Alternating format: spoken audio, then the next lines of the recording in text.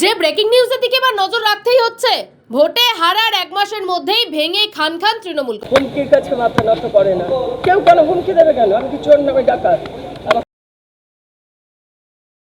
বেশ কয়েকদিন ধরেই তৃণমূল কাউন্সিলরদের পদত্যাগের হিড়িক চোখে পড়ছে, আর তারই মাঝে গতকাল মেয়রের পদ থেকে ইস্তফা দিলেন ফিরহাদ হাকিম।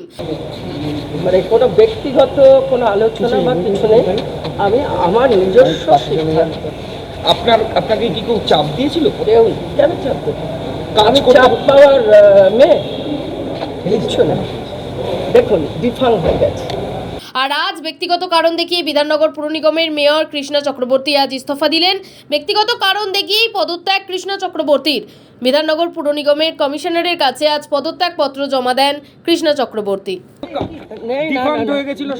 না, আসছে না, কাউন্সিলররা বসে থাকছি, অফিসারদেরও ব্যস্ততা, স্বাভাবিক কারণে অন্য কিছু একটা এমআইসি হচ্ছে না, সেই সমস্ত কারণেই মানুষের পরিষেবা যেখানে দেওয়ার আমার দায়িত্ব, সেটা আমি ঠিক মতন দিতে পারি। মানে পুরো পরিষেবা থেকে বিধাননগরের মানুষ বঞ্চিত হচ্ছে আপনি বলছেন?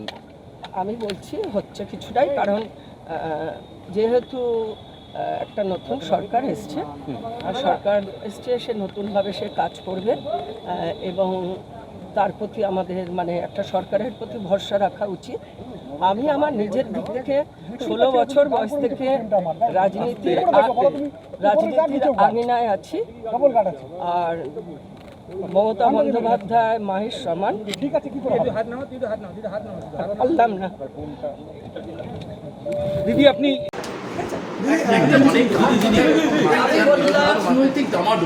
আমার এসবে কিছু যায় আসে না।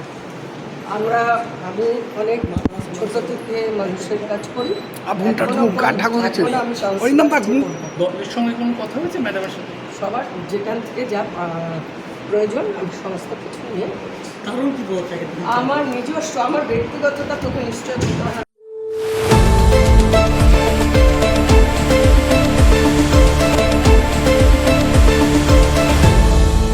আপনারা দেখছেন এই বেলা বাংলা, শিরোনামে সবার আগে।